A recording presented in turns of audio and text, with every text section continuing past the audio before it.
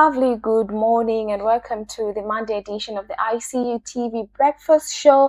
It is a really good morning. The weather is right and we are live in our studios in Chalala off Shantumbu Road. And now we are live on ICU TV News, the Information and Communications University, Zambia Research and Development Center, and not forgetting our YouTube channel. So if you haven't subscribed yet, you can do that. Now we can get interactive in the comment section. What do you think on the stories of the ones that we'll be presenting today, the stories that we'll be talking about, and what are your plans for this week?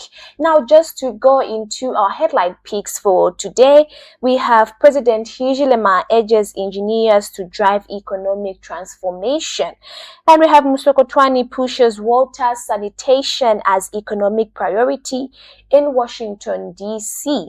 And also have UTH performs over 30 life-saving brain surgeries on children. And in our sports news, we have Banda notes improved performance after FIFA series. And I will be joined by a guest later in the show. We take a short break. Once we are back, we go right into the details.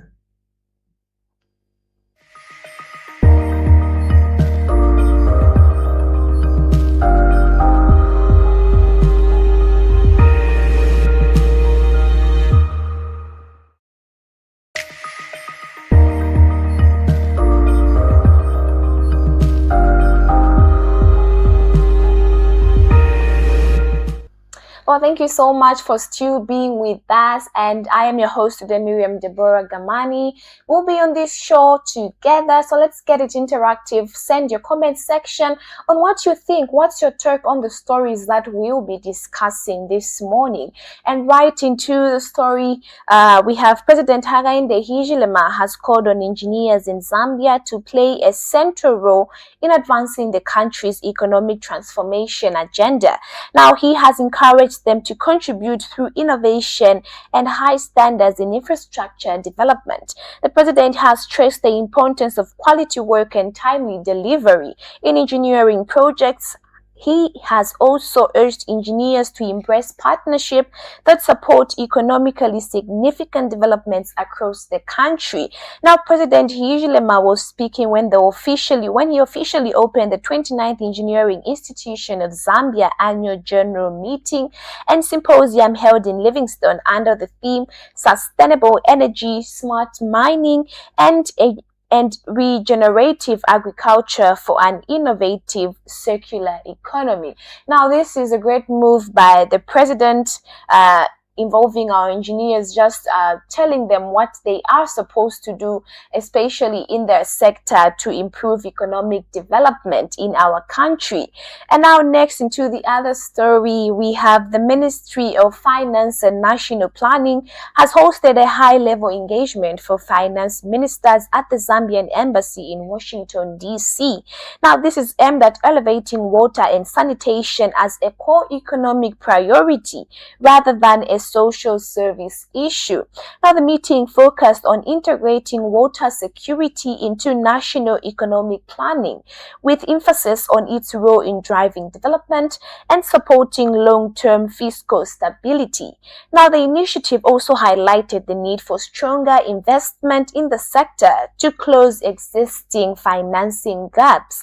Now, Finance and National Planning Minister Dr. Situmbeko Musokotwani said Zambia is prioritizing water security through fiscal allocation, decentralized funding mechanisms such as the Constituency Development Fund (CDF), and efforts to attract private sector investment supported by improved governance and project management system.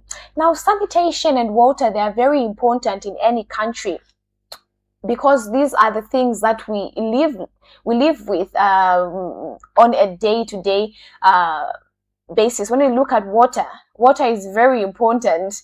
If we do not have safe water to drink as a country, I mean, there's going to be a disaster. So this is a great move by the Minister of Finance and National Planning, Dr. Situmbeko Musokotwani, just to engage with other stakeholders to see ways on how we can improve our sanitation and water on the African continent and Zambia.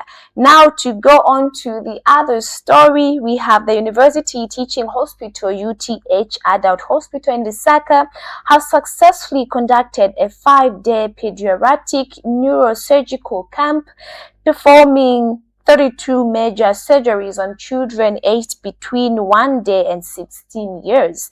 Now, the camp, held from 13th to 17th April 2026, exceeded its initial target of 30 procedures. Now, the surgeries addressed complex conditions including hydrocephalus, spine bifida, ephorachus, and brain tumors.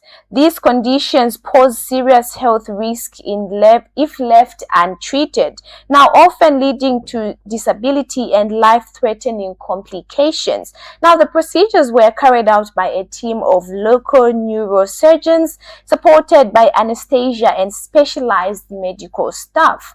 Now, the initiative was supported by House of Hope, which facilitated all surgeries and provided care for patients and their caregivers. The program reflects ongoing efforts to expand access to specialized neurosurgical services and improve health outcomes for children across Zambia. Now, this is really good, especially that we are seeing our own local doctors, our own local healthy personnel performing such surgeries.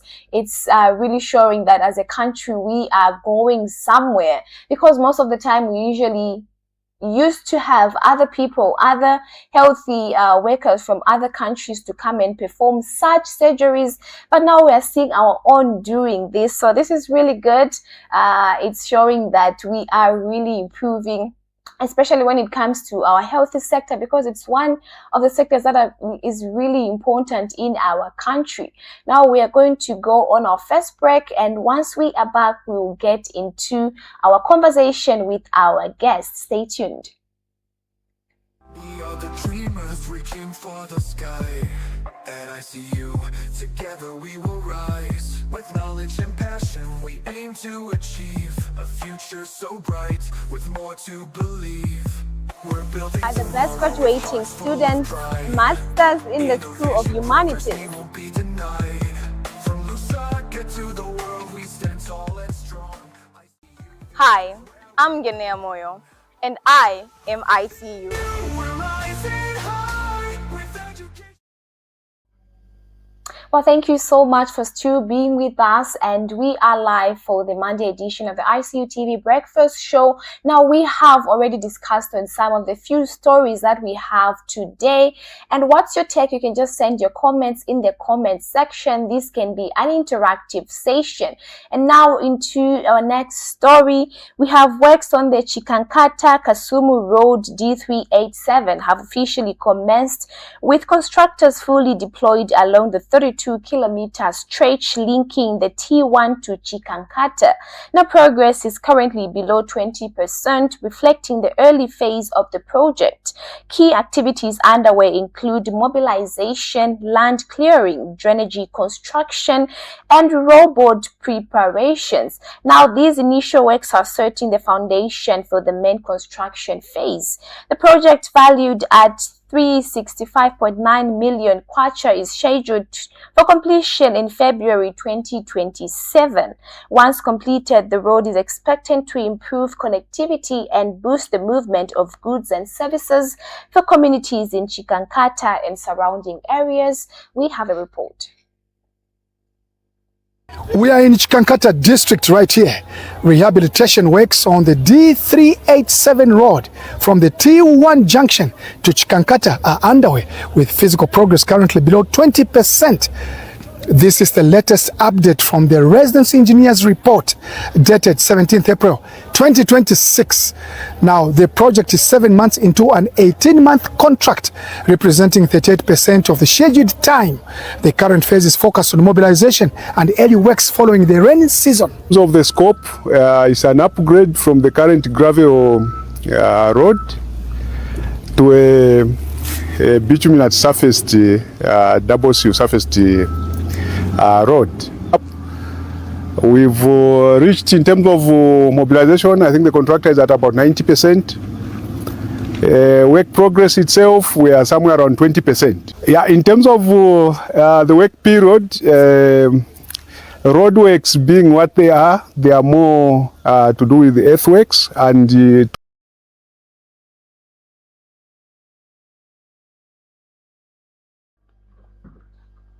Well, thank you so much. And most of you thought as if I was alone in studio, but well, I am joined by a guest, Natasha Kawisha.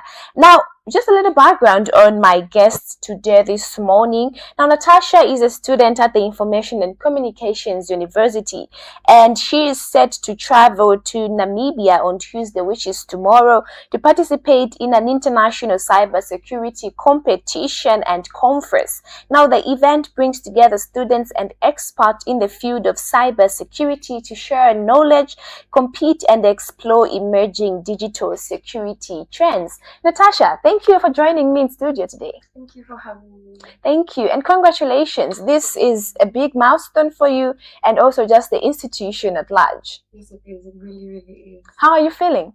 I'm excited and anxious at the same time, but more excited to learn and grow and interact with people.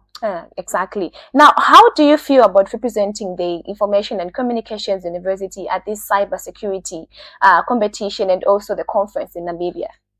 I feel like this is a very good opportunity for me and the school as well to put the school on the map and at large to put Zambia on the map, like what students in Zambia are capable of doing under cybersecurity.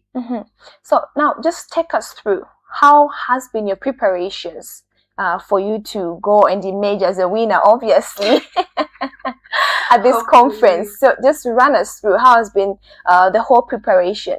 The preparation process has been alright, but a bit stressful in a sense that there are challenges that are quite complicated and like the way of navigating around it, stuff to learn and how to grow from it. And how I've been preparing it is I've been putting myself in timed conditions because during the competition, we're given a specific amount of time to solve challenges. So I'll give myself like 20 minutes, like let me solve this challenge within 20 minutes so that I improve on my adaptability to challenges, my time management, and how I can handle the challenge generally. Now, Natasha, I know this is a competition and obviously you're going there to win. Hopefully, yes. But what are some skills that you are looking forward to learn from this competition? Even as much as it is going to be a competition, there are some things that you need to come out with during the same competition. So what are some skills that you're looking forward to gaining there? Some skills I'm looking forward to learning are vulnerability assessment and identification. I'm also looking forward to learning about incident response and just hearing more from experts within the field, like within the cybersecurity field, and like actually have some knowledge, like real hands-on knowledge in real time. Yes. Once you are back, I will be on your neck because I also need to learn one or two things on what you. I'll be able to teach you. Exactly. Thank you. Be able to teach you. Thank you. And now, how do you see cybersecurity, contributing to Zambia's digital future? In a way, the world is getting digital like every single day. There are new trends and everything. In as much as trends are growing, attackers are growing as well. Like they're gaining new skills. They now know new ways of attacking a system. It's not only like a one-way system. It's now simultaneous. So in cybersecurity, I think it contributes to the system in a way that in as much as we're growing digitally, we need a way to protect that system, keep people's information safe in cases like banking. The way banking is now digitalized, government services, we need strong cybersecurity backup to keep people's information safe. And it also builds trust with our customers. Like you wouldn't invest in a bank or invest in a business, a digitalized business, if you don't trust it, if they can't keep your information safe. Exactly. That's a very good point. And now you are an inspiration. Once you step into that competition, a lot of people are going to look up to you, the same students that we have here at the Information and Communications University, and also just students from other institutions in Zambia and also just across the globe. Now, what message do you have for other students who aspire to enter the field of cybersecurity? A message I have to students is to not give up and always stay curious, because cybersecurity is a growing field. You have to stay curious. You have to be able to know things. You have to be willing to learn each and every time, because it's very tough when you get to certain points, when you get to interact with experts, people who are better than you in the field, you'd feel like, oh no, I'm not good enough, I can't do this. But that's an opportunity for you to grow. Each and every time you're faced with someone who does well, you can learn from that. Always be open-minded to learning. Be willing to learn. Yeah, don't give up. It's tough, but don't give up. Yeah. Exactly. Beautiful, Natasha. Now, we are seeing you being a student here at ICU, and we got to learn that at the Information and Communications University, learning is more of practicals. You get hands-on experience. Now, being in the cybersecurity industry, you've been learning this. How has the lessons that you've been learning here at the institution helped you to navigate some of the challenges, especially in the competition that you'll be going to participate? It's helped me, like gaining knowledge here has helped me, because there are certain challenges where you can remember, like, oh, I learned this in class. For example, cryptography. In network security, we've learned about cryptography, the different types of cryptographic systems, and all of that. When you get faced with a competition like that, you get to understand. For example, they give you like a Caesar cipher. You get to recognize, like, oh, this is what I was learning in class, and you have a way of navigating. Like, you'd at least have a stepping stool, like, oh, this is what they're talking about, and this is the route I can take towards solving the problem. Yeah. So, what are your expectations from the conference, especially in terms of learning? I know I already asked you that question, especially in terms of learning and also just networking. I actually expect to learn a lot and interact with experts within the cybersecurity field. I want to learn more about the industry, things that happen, and how they handle certain situations that I'm not familiar with. And in networking, I hope to improve my communication skills and networking skills generally, and also build relationships, like international relationships that would like be long-lasting relationships, not just within the competition. Thank you so much, Natasha, and we're wishing you all the very best. And we know that you're going to represent us very well in Namibia, and just as the institution at large, the Information and Communications University, we are rallying behind you. So congratulations and all the best. Thank you so much. Thank you. Well, that was Natasha Kawisha. She will be traveling to Namibia on Tuesday, which is tomorrow, just to go and represent the institution. ICU other ongoing cybersecurity competition and conference in Namibia. Now, we take a short break, and I'll be back with some sports news. So stay with us.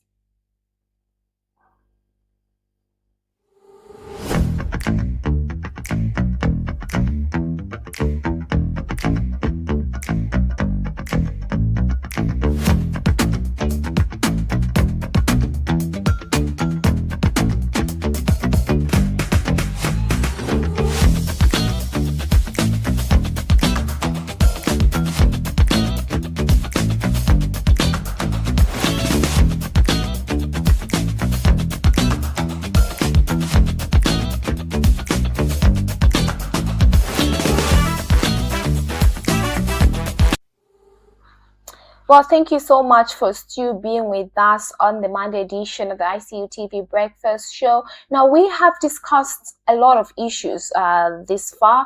Now, what's your take on some of the stories that we were just discussing here? And then I was joined by a guest, Natasha Kawisha, a student at the Information and Communications University, who is set to go and represent the institution in Namibia at the Cyber Security Competition and Conference. And now, just to go into our sports story for today, we have Copper Queens captain Barbara Banda has highlighted the team's improved performance following their 1-1 draw against South Korea at the FIFA Series tournament. The results marked the conclusion of Zambia's campaign in the competition. Now, Zambia displayed better organization and resilience, showing progress compared to the previous meeting between the two sides, which ended in a heavy defeat. Now, the latest performance reflects a more competitive and composed approach on the pitch. The tournament has provided a platform for growth as the team builds towards upcoming assignments with focus on maintaining momentum and strengthening overall performance. We have a report.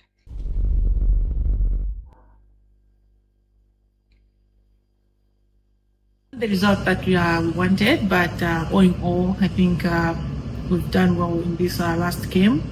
You know, I remember when we played the same team last time, we had conceded so many goals, but I think now it was a good game. I think we dominated the game. We conceded toward the end of the game, which we need to concentrate when we are on those moments. So I think, yeah, we're heading on a good path. Quality of games that we played, they are very good for us and the team at large, because these are high-profile games, and these are the teams that we are supposed to learn from. And I think from my experience, I think I've learned more from each different teams that we've played, from Brazil, Canada, and South Korea. And I think we should keep the same momentum and implement them in the next game that we're gonna have. For us to come back to the World Cup, it will take a lot, because we need to build our team very well. You know, we need to prepare adequately going into the WAFCON, because those are the games that's gonna determine if we're gonna qualify to the World Cup. So I think what I can say is we just need to prepare adequately, because we know that it's not gonna be easy. So yeah, we have to go on top of the game. Oh, you know, it's unfortunately, but for me as a player, my aim and target for the team is the little opportunity that I get, I have to utilize it wisely. So not all days are Sundays there, you know. There is those moments I didn't get the goal, but I think there was a good moment with the team and everything that we need to, you know, we need good coordination and everything. I feel the team is there. What we need is good preparations. That's all what we need. We need we need Eddie Camp, you know, we need proper team organization and everything. So I think the team, we have material, we have quality players. All what we need is good preparations. The fans is Well, now we go straight into your favorite segment, which is what's trending on social media. Now we have a lot lined up for you. So now I want to hear what's your take on what's trending on social media, because this is quite an interesting segment. And now, just to get into it, we have Your Maps releases his album track list and takes the music fraternity by storm. Now, he is citing some powerful featured lineup of artists like Mafiki Zolo and Harmonize. I beg to believe Mafiki Zolo is from South Africa, and Harmonize, if not Tanzania, then Malawi. Now, we have been seeing Your Maps giving us some good music, some good bangers. I mean, if there's anybody who doesn't like Your Maps, then I don't know, because he always gives us the very best. He always gets us up on our toes just to dance, just to enjoy ourselves, just to forget some of the stress that we usually go through. So we are looking forward to his music, because we have seen his album track and we have some interesting lineups there. He has featured some of Zambia's local artists like Dismo, Bobby East. We've also seen him featuring Muzo. Is it Muzo? I've just forgotten the name. I hope I won't be crucified for this. And now, just next into what's trending on social media, we have Levi Mwanawasa Medical University students stage a protest against the continued attacks in boarding houses, despite the presence of Binai Mwinga police station in the center of the highly student populated PHI area. Now, we are urging the Zambia police to just look into this matter, because students are people that are really vulnerable, and their parents and guardians, they're just putting their lives into your hands just to make sure that their children are safe in the various boarding houses where they stay. So we have to look into this and make sure that we come to a valid conclusion, just to see on what security measures we can put in their boarding houses. And then we have the ECZ consultative meeting with political parties took social media by storm by various presidents mushrooming. And then we also see the ECZ corporate affairs manager Patricia Luhanga praised on social media for the professionalism and maturity despite the drama at the consultative meeting. Now, I have been following this. This is quite interesting because we have seen a lot of political parties emerging, and it was quite a circus, so to say. It was quite a circus, and she really did a good job, because that was really a lot, because the people that we saw there, the presidential candidates that we saw there, one might wonder. And I saw some comments, people saying that these presidential candidates really ready to rule Zambia, because what was there? It was quite something. It was quite something. So now, what's your take on this issue? Because I know we have a lot to say. It has been trending on social media. People have been voicing out what they think. So you can also be part of the conversation. You can just drop what you think in the comment section. And now we see a decomposed body of a woman discovered in Chilanga's Zesco Kalundu Double Impact Dam. Now, condolences to the deceased family. This is really quite sad. Now, I don't know if it was murder. I think the police is yet to release a statement on this one. But we should be people that just show the spirit of Ubuntu. We have been seeing a lot of murder cases in Zambia. And this is not what we need as a nation, because we always portray ourselves as a Christian nation. But if we continue doing this, someone might think otherwise. So this is really sad, and may her soul rest in peace. Now we come to the end of our Monday edition of the ICU TV Breakfast Show. It has been great having you tag along. Now we have discussed on various issues. We have discussed on political issues, entertainment issues. We are seeing Yo Maps releasing his track album. We have talked on what's trending on social media, just the sports fraternity, and also I had a guest in studio with me this morning, Natasha Kawisha. So it has been a fully packed day. And now to my producer Miracle Chakubeba, thank you so much. And to everybody who put in the work in today's ICU TV Breakfast Show, our scriptwriter Mishek Mfune, and our guest Natasha Kawisha, and also just the production crew, thank you so much. We've come to the end of the show. Have a good afternoon, and I was your host Miriam Deborah Gamani. Have a good one.